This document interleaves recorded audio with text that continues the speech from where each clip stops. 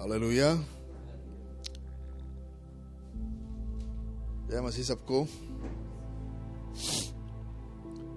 बाहर ठंडक, अंदर भी ठंडक, अंदर बाहर ठंडक, सब जगह पे ठंडक। तो फिर क्या होगा? अंदर गर्मी होनी चाहिए। हालेलुया, आमीन। प्रभु का धन्यवाद करता हूं, इस तरह से हम प्रभु के हुजूरी में हम आ सकते हैं, सच्चे परमेश्वर की हम आराधना कर सकते हैं।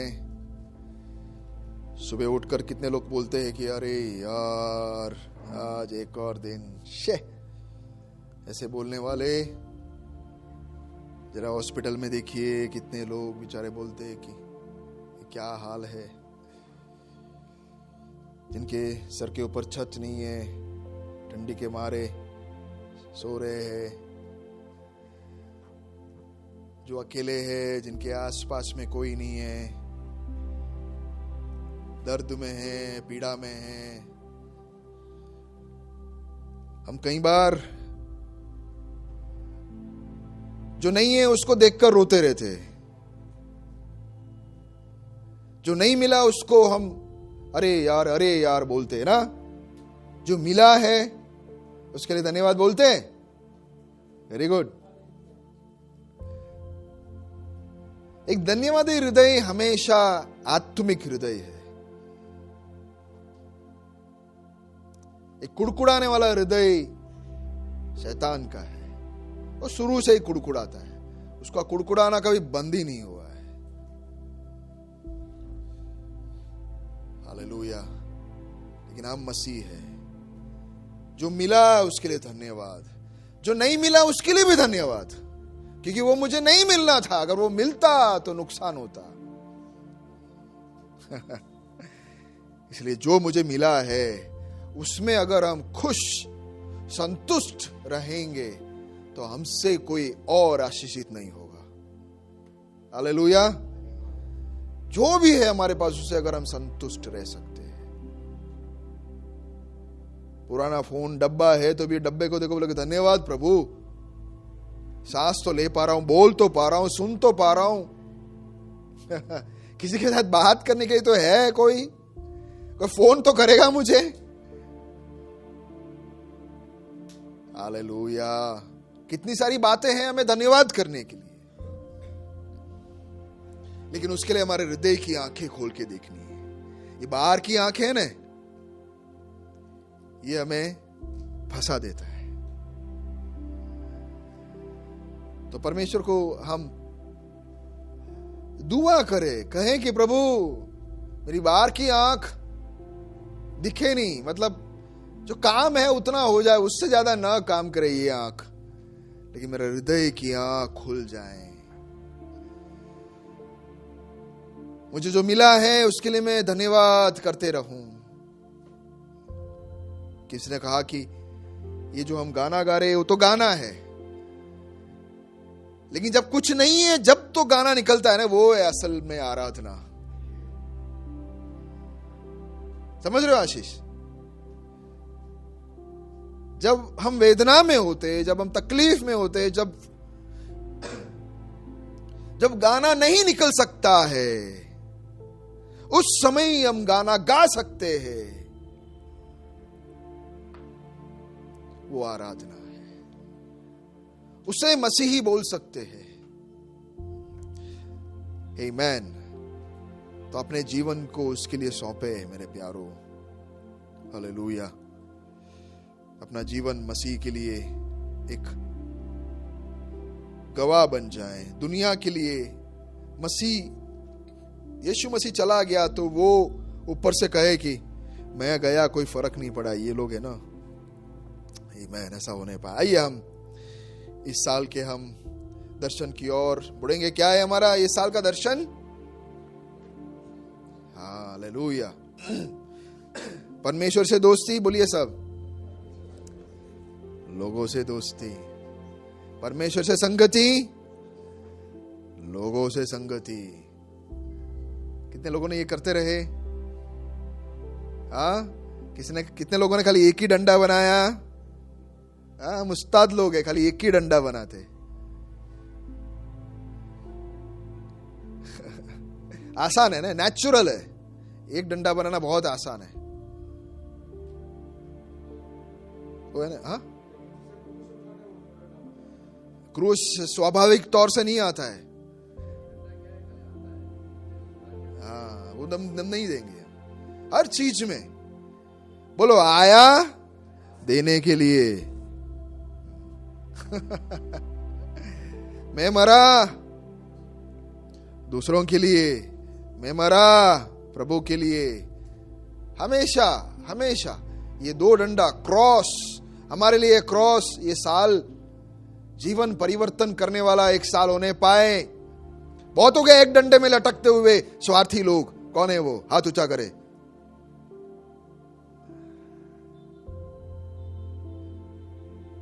वो नहीं, उसने कहा कि किसी को स्कूटर सिखा रहा था। कई बार मैंने आपको एग्जांपल दिया है ना, छोटे को स्कूटर सिखा रहा है, याद है? किसको याद है? वो पीछे बैठा है, बोले कि हाँ ऐसे बजाज सुपर पहले के टाइम में, चेतक, गियर पकड़, क्लच पकड़, फर्स्ट में डाल, वो बता रहे, पीछे से सब बोल के दे रहा है। फिर बहुत देर वो उसके छोटे भाई ने चलाया, बोला कि अब तुम चलाओ। मेरे को चलाना नहीं है, मेरे को खाली सिखाना ही आता है।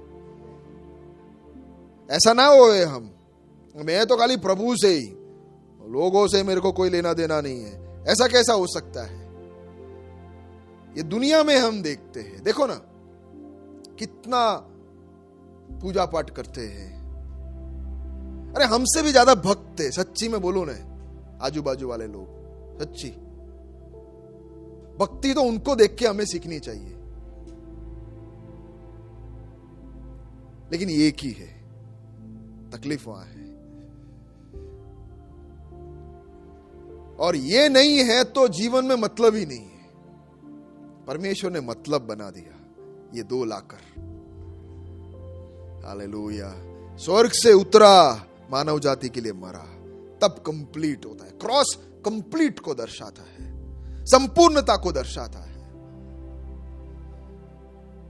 दुनिया हमेशा चाहती है कि मुझे मिलते जावे, मुझे मिलते जावे, मैं ही सब कुछ मेरे लिए। उनका दुआ भी वो उनके लिए होता है।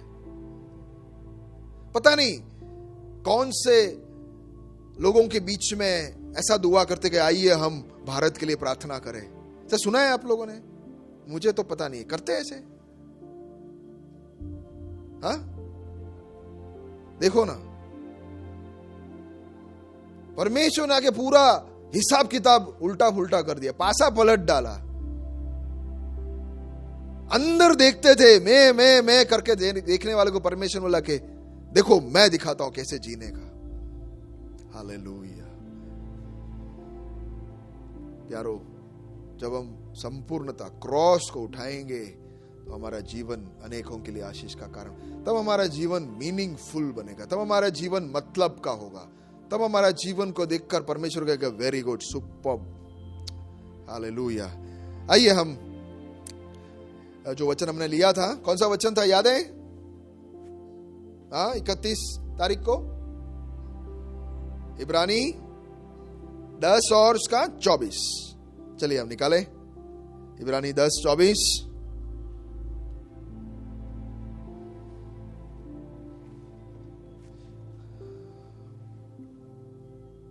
उसको अपने बना दो। मैं तो चाहता हूं कि अगर हम यहाँ कहीं लिख सकते तो अच्छा है। बहुत सारी चीजें मुझे यहाँ लिखने का इच्छा है, ताकि हबक्कुक में कहा है ना कि दर्शन को लिख दो ताकि हम आते जाते वो देखते रहे। अगर हमारे घर में भी हम हो सकता है तो लिख दो, दोस्ती और संगति। आमीन। देखो प्यारो, आइए पढ़ ले। और प्रेम और भले कामों में उकसाने के लिए एक दूसरे की चिंता किया करे। बस उधर खड़े रहते थोड़ी देर। हाँ, देखो प्यारो, एक बात हमें समझना है कि जब तक लाइट के साथ या ऊर्जा के साथ कनेक्शन नहीं होता है तो लाइट चालू ही नहीं होगा, चमकेगा ही नहीं। तो आप सोचिए कि हम कितने सौभाग्यशाली लोग हैं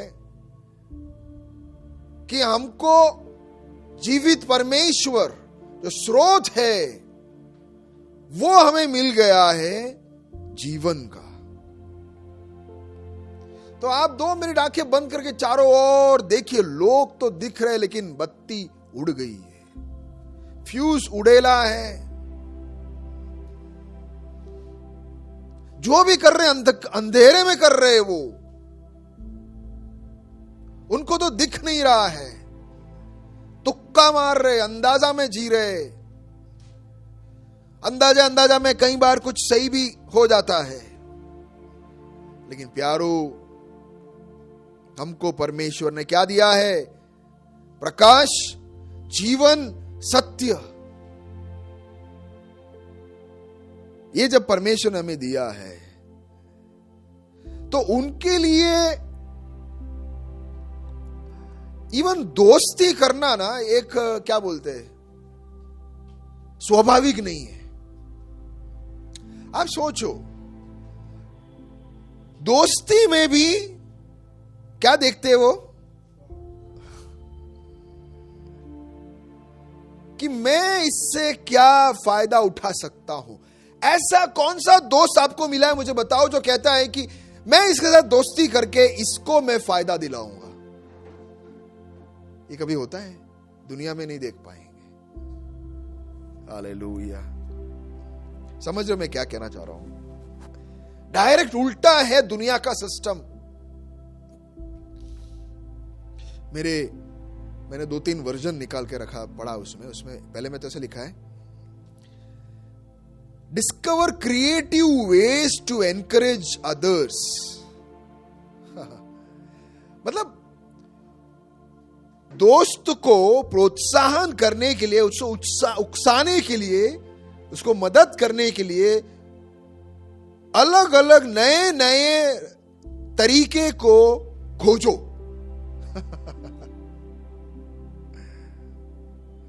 मेहनत का काम है। बोलिए आजू बाजू में, थोड़ा मेहनत का काम है। तुझे ना मदद करने के लिए मुझे बहुत खोज करना पड़ेगा। तुझे थोड़ा ऊपर चढ़ाने के लिए, तुझे थोड़ा मदद करने के लिए मुझे नीचे भी रहना पड़ेगा। किसी को ऊपर चढ़ाना है तो हमें नीचे से उसे ऊपर चढ़ाना है। किस तरह से मैं मेरे दोस्त को थोड़ा मददगार बन सकता हूं, कल मेरे दोस्त के लिए मैं क्या करूं। वो मेरे लिए कुछ नहीं करता, ये दुनिया है। तो ऐसा सोचिए ना, वो अंधेरे में, वो दुनिया हो या कलीसिया में हो, यार सिस्टम तो यही है। हमें दूसरों के बारे में इस प्रकार सोचना है। इंग्लिश में एक शब्द है इंटेंशनल, जानबूझ के कोशिश करनी है। ये आप सोचोगे कि ऑटोमेटिक नहीं आएगा, बोलो ऑटोमेटिक नहीं है। ये ऑटोमेटिक गाड़ी नहीं है, गियर डालना पड़ेगा। करो सब लोग ऐसे, हाँ, तभी हम दूसरे को मदद कर सकते हैं। ऑटोमेटिकली नहीं आएगा मेरे प्यारो। हमें सोचना है कि बुलाना है किसी को घर में, खाने के लिए क्या बनाना है सोचना है, पैसे अलग करके कुछ खरीद के लाना है, मुझे टाइम निकाल के उसके घर जाना है, बाजू में कोई चीजों को रखकर उसके साथ समय बिताना है। यह मुमकिन नहीं है और यह स्वाभाविक नहीं है। बोलिए मेरे साथ, स्वाभाविक नहीं है। कितना स्वाभाविक था प्रभु यीशु मसीह को स्वर्ग से नीचे उतरना, नहीं? आराम से असंभव को संभव किया उसने। बड़े मजे से वो जी रहा था, रह रहा था, अपने आप को असुविधा में डाल दिया। कई बार मैं सोचता हूं कि इसको मदद करूं। इसको मदद करने की होती है, लल्लू कहीं का नहीं होती। हमारे चारों ओर लल्लू लोग नहीं है, हम लल्लू है वो अलग बात है, लेकिन चारों ओर भी तो लल्लू है ना। हम हमेशा यही सोचते हैं कि वो लोग लल्लू है, इसको क्या मदद करनी है। लेकिन ऐसा जब सोच आता है ना, तो तुरंत परमेश्वर ने जो किया ना वो सोचिए,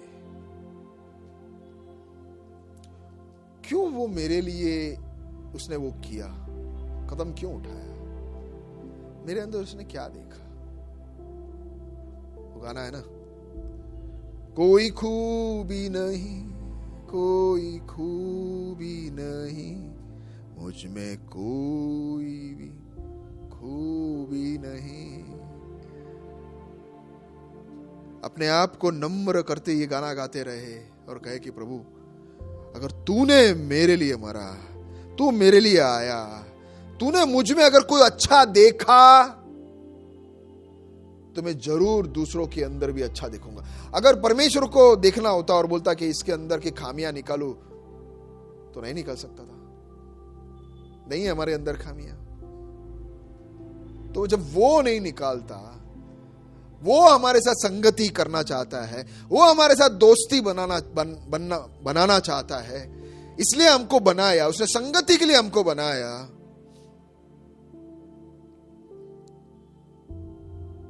तो ये सबसे इंपॉर्टेंट सीक्रेट को या सिद्धांत को हम कैसे भूल सकते हैं? जिस वजह से उसने हमें बनाया, उसको पता था। तो देखो ना, हम किसी के साथ दोस्ती करते तो हम ये सोचते कि ये धोखा नहीं देवे, लेकिन परमेश्वर को तो पता ही था कि ये धोखा देंगे। परमेश्वर को पता ही था कि ये लोग संगति उनके साइड से कभी लेंगे ही नहीं, मेरे साइड से मुझे देना पड़ेगा। इब्राहिम और परमेश्वर के बीच में जब वाचा बांधा था, याद है आपको? तो एक पक्षी को दो भाग में किया, दो पक्षी को, और कहा कि ये बलि के बीच में से मुझे और तुझे निकलना है, मैं भी निकलूंगा, तू भी निकलेगा। उसका मतलब यह है कि हम जब दोनों आर पार हो जाएंगे, उसके बाद अगर किसी ने यह वादा तोड़ा तो उसका हाल वही होगा जो ये पक्षी का हुआ है। तो आप जानते हो उधर क्या हुआ? किसी को पता है? परमेश्वर ने अब्राहम को सुला दिया। पहले तो अब्राहम डर गया, यार ये मैं करूं, मैंने वादा कर दिया और मैं निभा नहीं पाया, तो और प्रभु भी जानता था कि ये निभा नहीं पाएगा।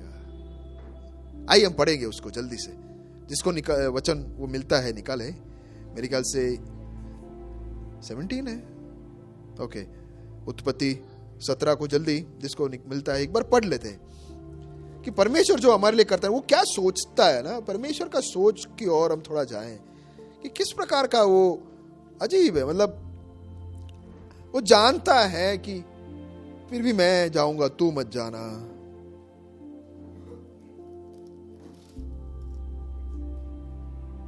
पंद्रह में 15 का 9 से अगर पढ़ोगे ना, जल्दी जल्दी, कौन 15 से? तो मैं ही पढ़ता हूं। 15 का 9। यहोवा ने उससे कहा, मेरे लिए 3 वर्ष की एक कलोर और 3 वर्ष की एक बकरी और 3 वर्ष का एक मेंढा और एक पिंडू, क्या है ये, और कबूतर का एक बच्चा ले, और इन सबों को लेकर उसने बीच में से 2 टुकड़े कर दिए और टुकड़ों को आमने सामने रखा, पर चिड़ियों को उसने टुकड़े न किया। आगे, और जब मांसाहारी पक्षी लोथों पर झपटे तब इब्राहिम उन्हें उड़ा दिया। आगे, जब सूर्य अस्त होने लगा तब इब्राहिम को भारी नींद आई, और देखो अत्यंत भय और अंधकार ने उसे छा लिया और डर भी गया।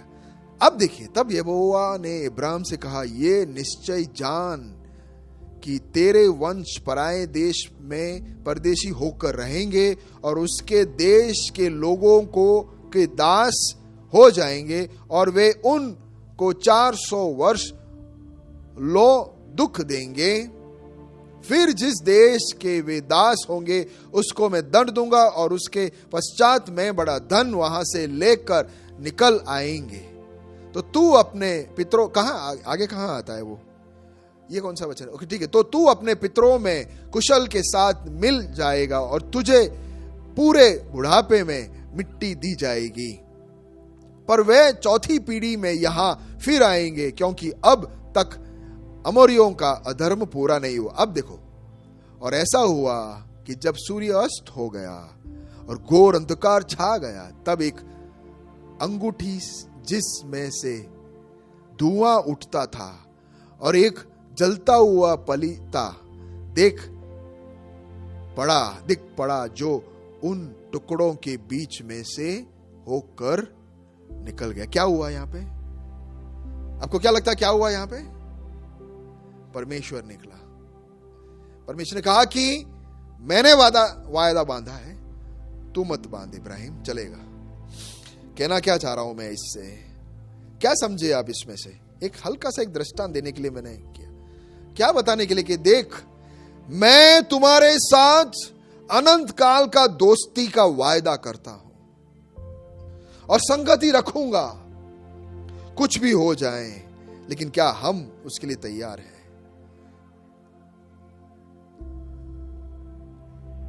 वापिस इब्रानी 10:24 में आ जाए।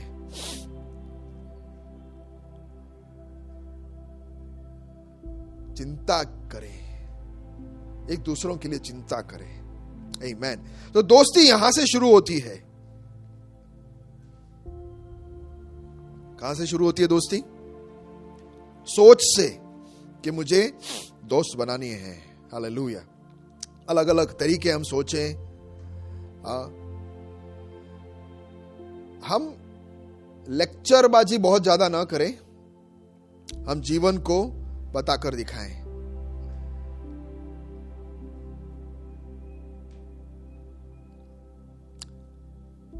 दूसरों को मदद करना है, अगर दया और अनुकंपा दिखाना है, तो पहली बात हमारे अंदर वो दया और अनुकंपा आना है। हालेलुया। पहले हमारे अंदर आना है। जरूरी है कि हमारे अंदर आए, इसलिए पहले उससे लेना फिर देना। ओके, पहले उससे लेना और देना। उससे जो ले सकते हैं वही हम दे सकते हैं। हमें एक दूसरों की जरूरत है। आगे के 15वें वचन में, 25वें वचन में क्या लिखा है कि ये समय नहीं है जहां पे तुम इकट्ठा होना बंद करो। ये समय नहीं है जहां पे तुम अलग हो जाओ। ये समय नहीं है जहां पे तुम कहो कि संगति की मुझे जरूरत नहीं है। क्या लिखा है? और एक दूसरे के साथ इकट्ठा होना ना छोड़े, जैसे कि कितनों की रीति है, पर एक दूसरों को समझाते रहे, और ज्यों ज्यों उस दिन को निकट आते देखो, त्यों तो और भी अधिक ये किया करो। प्यारो, हर एक को एक दूसरे की जरूरत है। ऐसा कभी ना सोचे कि मैं तेरे बिना जी पाऊंगा, मुझे तेरी जरूरत नहीं है, ऐसा कभी ना कहें। मुझे याद है बचपन में मैं ऐसा कुछ, पता नहीं, एक आध टेस्ट में मुझे बहुत अच्छा मार्क्स मिल गया, तो थोड़ा सा यूं सर ऊपर हो गया। तो मेरे बाजू में दोस्त बैठा था, तो उसने मुझे कुछ पूछा ना, तो मैंने डायरी उस मेरे किताब के ऊपर रख बोला कि मैं नहीं बताऊंगा, जैसे कि मुझे सब आ गया। कोई बातें हम जिंदगी में भूलेंगे नहीं। वो बेचारा थोड़ा नाराज हो गया, बोला कि यार ऐसा, बस इतना ही। फिर मुझे पता चला कि उसने किस प्रकार मुझे बताया कि क्यों डायरी रख किताब के ऊपर, जब भी मुझे जरूरत पड़ती है। मुझे फिर पता चला इतना बार उसको जरूरत पड़ी, हर बार मुझे यूं लगा डायरी रख। अभी तक कम से कम 35 साल पहले की बात कह रहा हूं मैं। मुझे लगा कि मुझे सब आ गया, अब उसकी जरूरत नहीं है, आई एम समथिंग बन गया। और वो बेचारा देख रहा था, बताने यार कैसे क्या किया, ये डायरी रख दी मैंने। लगे अब इसकी क्या जरूरत है, मुझे सब आता है। फिर जो मेरे को जरूरत पड़ी हर बार रख डायरी। तो कहना, तब मैं एक सबक सीख लिया गया, यार सबकी जरूरत है। आज मैं थोड़ा ऊंचा हूं, कल मुझे तुम्हारी जरूरत है। आज मैंने कुछ सही किया, तूने गलती की, लेकिन कल मैं गलती करूंगा, तेरी जरूरत है मुझे। हम एक दूसरे के बिना जी नहीं सकते। परमेश्वर ने बनाया ऐसा है। परिवार को देखिए ना, किस प्रकार का इक्वेशन है। हम कितनी बार सोचते हैं कि ऐसा नहीं, मुझे ऐसा चाहिए था, ये नहीं मुझे वो चाहिए था। वो परिवार कितना अच्छा है, वो भाई मुझे चाहिए था, वो बहन मुझे चाहिए था। कितनी बार हम बोलते हैं ना, सोचते हैं। परमेश्वर ने सही फिटिंग किया। बोलो सब लोग, एकदम परफेक्ट फिटिंग है। हमको बनाने के लिए, हमको तैयार करने के लिए। वो हीज, बोलो वो हीज, बम्बैया भाषा में बोलो वो हीज। जब बोला आखिर में, बोलो वापस, वो हीज। वो हीज वहां होना चाहिए, है ना अनीता? वो हीज, हमें वो हीज चाहिए। परमेश्वर ने सेट किया है। कभी ना कहिए कि मेरे उसकी जरूरत नहीं, इसके बिना मेरा जिंदगी बहुत अच्छा होता। कभी मत सोचिए। एक दूसरे की जरूरत है। मुझे तुम्हारी जरूरत है, तुम्हें मेरी जरूरत है। कोई किसी की जरूरत के बिना नहीं रह सकता। दोस्ती उसको कहा जाता है, हालेलुया। दोस्ती उसे कहा जाता है जहां हम अपने आप को देंगे, लेकिन मुझे भी तेरी जरूरत है। ऐसा हम कभी ना बताए कि नहीं नहीं नहीं नहीं नहीं नहीं ना ना ना, मेरे पास सब है, मेरे पास नहीं है। तो भी कई लोग ऐसे बोलेंगे, नहीं नहीं मेरे पास सब है। अरे नहीं है तो बोल दो। अगर पूछ रहा है कोई, बताने की जरूरत नहीं कि मेरे पास नहीं है, दो, ऐसा नहीं। कोई पूछ रहा है, दोस्ती के, भाई सब कुछ खैरियत है? अगर तू पूछ रहा है तो यार थोड़ा तकलीफ है। हर बार पैसा नहीं, जो भी है बताओ ना, बांटो ना, सब ठीक है। वो तो दुनिया वाले करेंगे, लेकिन दोस्त बांटिए, हालेलुया। एक दूसरे का, अपने किसी के सामने बेबस होना कोई बुरी बात नहीं है। कंप्लीट कोई नहीं है इधर, बोलिए कंप्लीट कोई नहीं है। बोलो जोर से, मुझे तेरी, आजू बाजू में देखो, मुझे तुम्हारी जरूरत है। राजू भाई, मुझे आपकी जरूरत है। ये हुआ कंप्लीट। एक दूसरों की जरूरत है। हम सबको एक दूसरे की जरूरत है। कोई छोड़ मत देना बीच रास्ते में, हमें फंस जाएंगे। हमें जरूरत है, कोई किसी को नहीं छोड़ना है, हमें सबकी जरूरत है, हालेलुया। और ऐसे ही वापस, एक तो स्कूल में हुआ, वापस कॉलेज में भी ऐसे ही हुआ। ये बंदा सीख ही नहीं रहा, सबक सीखता नहीं है। याद रहेगा लेकिन सबक नहीं सीखा। कॉलेज में भी ऐसे ही हुआ। एक और मेरा मित्र, फिर वापस मेरे को कुछ आ गया, ऐसा फीलिंग आया तो थोड़ा दूर रहने लगा उससे। वो भी सोच रहा है यार इसको क्या हो गया था, अचानक से ये मेरे से दूर क्यों जा रहा है, क्योंकि मेरे को सब आ गया। अब मेरे को तेरी जरूरत नहीं, अब मैं इन लोगों के साथ जाऊंगा तेरी।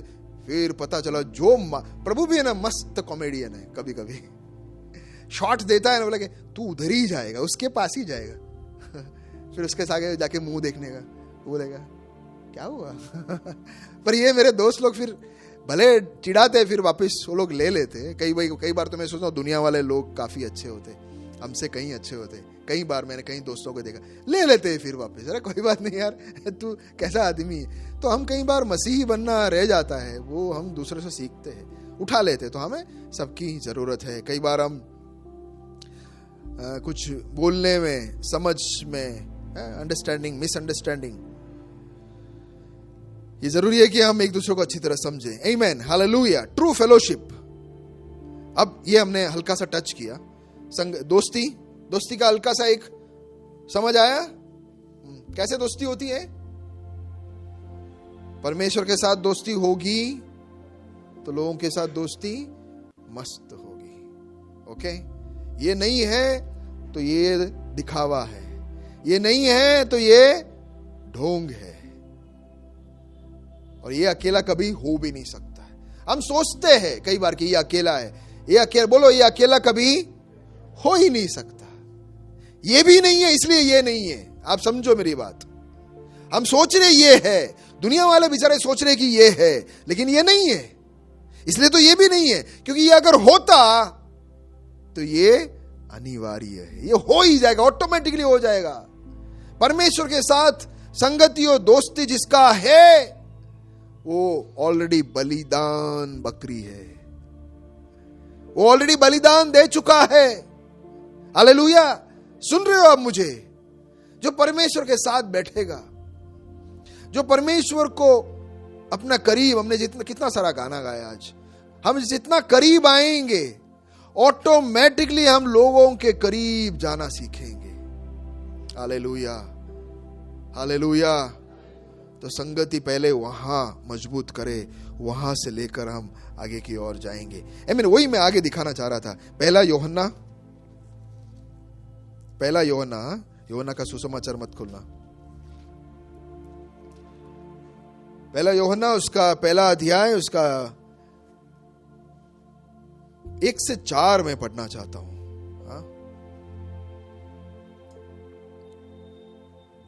ये परमेश्वर के शिष्य लोग एक एक नंग थे, अपने में मस्त थे, एक दूसरे को मारने में तुले हुए थे। प्रभु को मिलने से पहले, प्रभु के साथ में भी एक दूसरे से बड़ा समझने की कोशिश कर रहे थे। याकूब और यूहन्ना ने क्या कहा कि प्रभु यीशु में मुझे तुम्हारे दाएं और बाएं बिठाना, बाकी सबका क्या। ऐसे स्वार्थी लोग भरे हुए थे। यहूदा को देखो, चीटिंग करके करके पैसे, प्रभु यीशु का पैसे को चोरी किया। बोलो क्या गट्स है उसका, साक्षात ईश्वर का चोरी किया उसने तो, डायरेक्ट हाथ से ही, ऐसे लोगों को लेके घूमने वाला। अब देखो ये लोग का जीवन बदला कैसे। ये लोग संगति में इतना, सहभागिता में इतना जोर क्यों देते हैं। जो एक दूसरे को लूटने में लगे हुए थे, एक दूसरों को गिराने में लगे हुए थे, एक दूसरे को नीचे दिखाने में लगे हुए थे, उसको संगति बोलते हैं। नहीं, वो तो लूट मार बाहर हो रहा है, दुनिया में जो हो रहा है वो ऐसा उनका जीवन पूरा पलट के बोलते हैं कि अब सहभागिता चाहिए, संगति चाहिए, दोस्ती चाहिए। कैसे कह सकते हैं ये। देखिए, उस जीवन के वचन के विषय में जो आदि में से था, जिसे हमने सुना, बोलिए, जिसने हमने सुना और जिसे अपनी आंखों से देखा, वरन जिसे हमने ध्यान से देखा। क्या मस्त है। और हाथों से छुआ। आगे मत जाइए, वहीं पे धीरे धीरे जाएंगे हम। कितना सुंदर है। मैंने थोड़ा अलग तरीके से उसको देखा। हमने उसे अपनी आंखों से देखा, हमने उसे ध्यान से देखा। जो उसे देखता है फिर उसे ध्यान से देखता है और फिर देखता ही रह जाता है। और फिर जिसने उसको देखा ना, और फिर वो जरूर ध्यान से वो जो बोलता है ना वो सुनेगा। हालेलुया। अगर हमने सुना नहीं है तो उसका मतलब हमने उसे देखा नहीं है। हमारे हाथों ने वास्तव में उसे छुआ। हालेलुया। क्या कहना क्या चाह रहा है। हालांकि यूहन्ना साक्षात व्यक्तिगत रूप में बता रहा है कि हमने यीशु को छुआ, हमने उसे देखा, हमने उसे सुना, लेकिन पवित्र आत्मा के द्वारा आज भी हम इस अनुभव को पा सकते हैं। हालेलुया। इसे हम पा सकते हैं मेरे प्यारों। और ये होगा तो ही गाड़ी आगे बढ़ेगी। जो आरंभ से था परमेश्वर की जीवित अभिव्यक्ति मतलब क्या समझते हो। परमेश्वर का साक्षात रूप, एक्सप्रेशन। परमेश्वर को हम कैसे देखेंगे। पवित्र आत्मा के द्वारा हम उसे देखेंगे। तो उसे देखना है और देखने के बाद ये जीवन दाता दृश्यमान हुआ और हमने उसे देखा है। हम इस ठीक है, दूसरा नंबर में जाएंगे, उधर से पढ़ता हूं। ये जीवन प्रकट हुआ और हमने उसे देखा और उसकी गवाही देते हैं। हालेलुया। किसकी गवाही देते हैं। किसकी गवाही देते हैं। जिसको नहीं वापस अच्छी तरह पढ़ो। किसकी गवाही हम देंगे। देखो ना आगे क्या लिखा है। गवाही किसकी देनी चाहिए। जिसको हमने देखा और सुना और छुआ। हालेलुया। हम उसे छुएंगे, उसे देखेंगे, उसे सुनेंगे, तब हम गवाही दे पाएंगे। हालेलुया। प्यारो, आत्मिक जगत है। देखो, ये शारीरिक जगत से ज्यादा वास्तव आत्मिक जगत है। तो अगर परमेश्वर के सिद्धांत को अगर हम तोड़ेंगे, मरोड़ेंगे, तो ये स्वाभाविक या कुदरती जगत या जो दिखता है वो जगत जो छू सकते हैं, उस जगत में हम कुछ नहीं कर सकते। आत्मिक सिद्धांत को तोड़कर हम शारीरिक जगत में कुछ नहीं कर सकते। उसे सुने बिना, उससे सुने बिना हम किसी के साथ दोस्ती भी नहीं कर सकते। कोई क्यों भला हमारे साथ दोस्ती करेगा? क्या है हमारे अंदर? कोई क्यों भले हमें सुनेगा? लेकिन पूरा पासा तब पलटता है जब हम उससे सुनेंगे, उसको देखेंगे, उसको छू। फिर देखो, आत्मिक जगत पूरा बैटरी चार्ज हो गया है।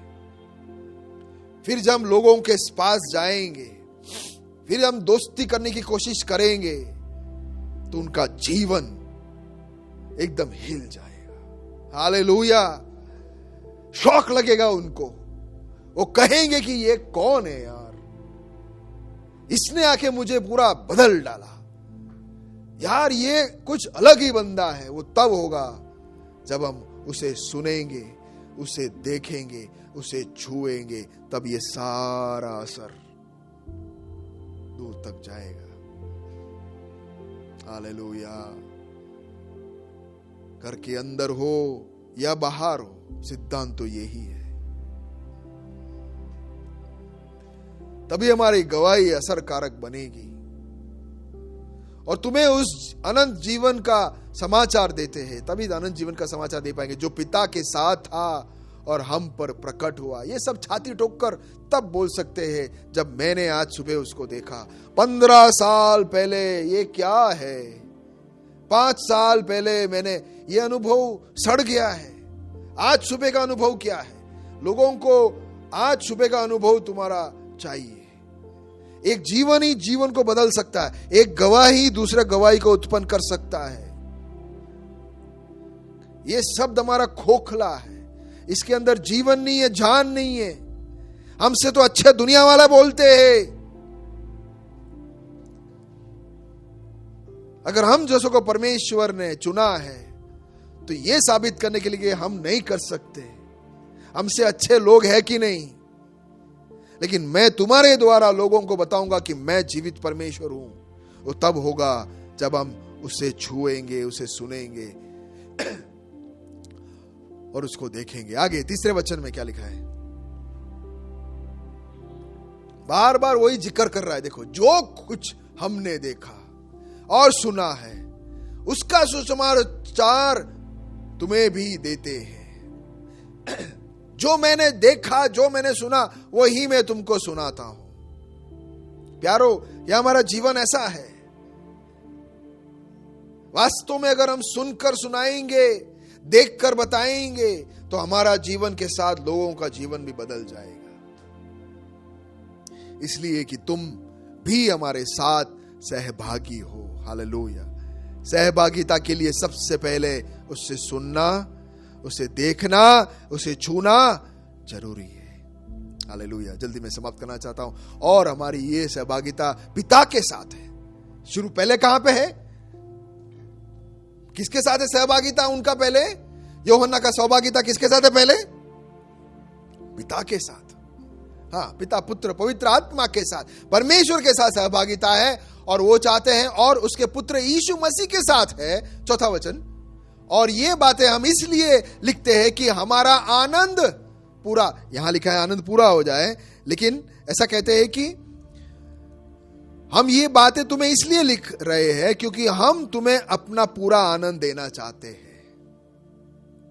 जो आनंद परमेश्वर के साथ का सहभागिता और संगति में मैं पा रहा हूं ना, वह खुद तक रखना नहीं चाहता। समझ रहे हो मैं क्या कहना चाह रहा हूं? प्यारो, हमारे पास जो है ना वो दुनिया के पास नहीं है। और दयनीय स्थिति कितनी है देखो, उनके पास जो है वो लेने के लिए हम भाग दौड़ पूरा सब कुछ हमारा नौछावर करके, उनके पास जो है क्षणिक, क्षणभंगुर, तात्कालिक चीजों को लेने के लिए हम हमारे अंदर से जो अनंतकालीन आनंद, शांति, वो उन तक पहुंचा नहीं पा रहे। उल्टा हो गया है। दुनिया कलीसिया के अंदर और हमारे हृदय के अंदर घुस रहा है। उनकी संगति हमें ज्यादा चाहिए। अरे उनका ईश्वर कौन? उनका संगति किसी और के साथ है। वो संगति क्या हमें चाहिए कि ये जो हमने संगति परमेश्वर से पाया वो उन्हें देना है। क्या हम चाहते हैं? हमारा दर्शन कहां तक है? कितनी सीमित हो गई है। ये 2025 में मैं आपको अपने दर्शन को विकसित करने के लिए कह रहा हूं। प्यारो, हमारे पास खजाना है। कैसे बताएं, कैसे हम समझे, किस प्रकार इस आनंद को उन्हें देने के लिए हमारे अंदर बेताबी होनी है। उनके पास जो है देखकर हमें हिल नहीं जाना है, हमें तकलीफ में नहीं आना है। उनके पास जो है वो देखकर हमारा जीवन बिल्कुल हिलना नहीं, असर हमारा जीवन के अंदर बिल्कुल नहीं होना है, लेकिन उन्हें देखकर हमारे अंदर अनुकंपा और दया उत्पन्न होनी है, क्योंकि उनको वो संगति नहीं है जो मेरे साथ है, मेरे पास है। हमारा प्रार्थना, हमारा आरज़ू, हमारी इच्छा, हमारी चाहत ये होनी चाहिए कि ये जो मैं आनंद को अनुभव कर रहा हूं वो भी अनुभव कर पाए मेरे प्यारों। हालेलुया। क्या हम ये कर सकते हैं? ये साल में हमारा ये दर्शन हो सकता है क्या? उससे हम इन्फ्लुएंस ना हो, वो हम पर प्रभाव ना करे। चिंता मत करो वो उनके पास क्या है, वो कौन है, वो सब छोड़ो। तुलना भी नहीं कर सकते हमारे पास क्या है उसके साथ। इतने बड़े खजाना को लेकर हम किस प्रकार चल रहे हैं। प्रभु ऊपर से देखकर भी बोलता हो कि ये मैंने किया, उसका कोई नतीजा ही नहीं है। अभी भी तुम वो उसके पीछे भाग रहे हो जो दुनिया देना चाहती है। हालेलुया। क्या हम परमेश्वर के उस आनंद, उस सहभागिता, उस संगति के आनंद को समझ पा सकते हैं?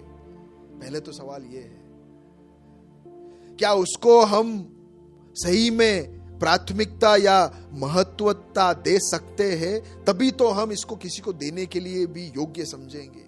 हम वही नहीं समझ पा रहे कि ये क्या मुझे मिला है, कैसा मेरा कनेक्शन वापस जुड़ गया, कैसे मैं असल में मैं जीवन जी रहा हूं। ऐसे एक सोच क्यों हमारे अंदर नहीं आ सकता? Hallelujah, hallelujah. कितना भी धन्यवाद कहें कम है। गाना गाते हैं, तू ही मार्ग है, तू ही सत्य है, तू ही जीवन है मेरे प्रभु। सजदा करूं, सजदा करूं, सजदा करूं। तू ही ज्योति है, जीवन की रोटी है, ये सब है। लेकिन हम एक ही डंडे पर पकड़ के खड़े हैं, और वो भी वास्तव में है कि नहीं हमें देखना है। इन दिनों में आइए हम परमेश्वर की ओर देखें। दो क्षण आंखों को बंद कर हमारे जीवन को हम जरा देखें। मैं ऐसा नहीं कह रहा हूं कि हमारा जीवन गंदा है, मैं ऐसा नहीं कह रहा हूं कि तुम दुष्ट हो, बिल्कुल नहीं। हम अच्छे लोग हैं, लेकिन बात वो नहीं है। बात ये है कि क्या मैं मेरा परमेश्वर के साथ एक घनिष्ठ संगति है या नहीं? क्या मैं उसके संगति के मिठास को अनुभव कर रहा हूं, या एक धक्का मुक्की का जैसे जीवन है ये? मैं बहुत कुछ हासिल नहीं कर पा रहा हूं, लेकिन उसके संगति मेरे लिए संतोषपूर्वक है, संतृप्ति देती है। बहुत वेदना है मेरे जीवन में, लेकिन वास्तव में मैं बोल सकता हूं कि वो मेरा सब कुछ है, क्योंकि उसे पाने से मेरा अधूरापन पूरा हो जाता है। क्या हम ये बोल सकते हैं? Hallelujah, hallelujah, hallelujah. प्यारे पिता, ग्रेस निकोल को हम सब एक साथ तेरे हाथों में देते हैं। प्रभु, अनेक हजारों लोग तेरे सुंदर, मीठा, अनंत, आनंदमय, शांतिपूर्वक संगति से वंचित है। और प्रभु, कई बार तो हमें दुख इस बात का होता है कि हम भी इसका पूरा पूरा मिठास को अनुभव जैसे करना चाहिए, ऐसा नहीं कर रहे। हम ही इसके इंपॉर्टेंस को समझ नहीं पा रहे। हम ही इसका पूरा पूरा आनंद को उठा नहीं पा रहे हैं, लुप्त ले नहीं पा रहे हैं। कैसे हम दूसरों को दें? कैसे हम कहें कि ये कितना मीठा है? हम किसी को तेरे बारे में बताते हैं तो भी प्रभु उसमें दम नहीं है। प्रभु, खोखलापन, जैसा हवा एक आवाज खाली जा रही है, उसमें वास्तव में हमारे अंदर का जो एक जुनून है उस शब्द में नहीं जा रहा है। कई बार प्रभु हम कहना कुछ और चाहते हैं, लेकिन हमारी जिंदगी कुछ और है। वास्तविकता हम नहीं शेयर करते लोगों के साथ, एक थियरी बन के रह गया है। हमारी बोली और हमारे जीवन के साथ कोई कनेक्शन नहीं, ऐसा हो गया है। लेकिन प्रभु, आज एक और बार अपने आप को तेरे हाथों में सौंपते हैं, ये कहते हुए कि प्रभु माफ कर, गलती हो गई। एक बार और मैं प्रभु अपने आप को तेरे हाथों में देता हूं। मुझे ज्यों का त्यों कर दे। सबसे पहले तेरे साथ एक घनिष्ठता में मैं आना चाहता हूं। जिसके लिए तूने मुझे बनाया, उस रिश्ते में तेरे साथ में आना चाहता हूं, घनिष्ठता में। और ये संगति पूरा पूरा मैं अनुभव कर दूसरों को भी इस संगति में लाने के लिए तू मुझे मदद कर राजा। हर एक को मदद कर, हर एक को मदद कर। अपने आप को तेरे हाथों में सौंपते हुए, धन्यवाद बोलते हुए प्रार्थना विनती प्रभु यीशु मसीह के नाम से मांगते हैं, सुना ग्रहण कर पिता। आमीन, आमीन।